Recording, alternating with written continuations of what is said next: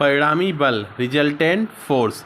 यदि किसी पिंड पर एक से अधिक बल कार्य कर रहे हैं तो उन सभी बलों के प्रभाव के जोड़ के बराबर एक बल प्राप्त होता है जिसे परिणामी बल कहते हैं।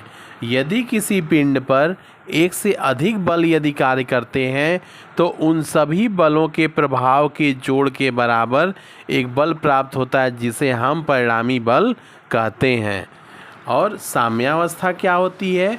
जब किसी पिंड पर दो या दो से अधिक बल कार्य कर रहे हों और एक दूसरे के प्रभाव को निरस्त कर दें या उनका पिंड पर सम्मिलित प्रभाव शून्य हो, तब पिंड की इस अवस्था को साम्यावस्था कहते हैं तथा वह एक बल अन्य सभी बलों के प्रभाव को शून्य कर देता है, तब उस बल को सम्यक बल कहते हैं और पिंड की इस अवस्था को हम क्या कहते हैं?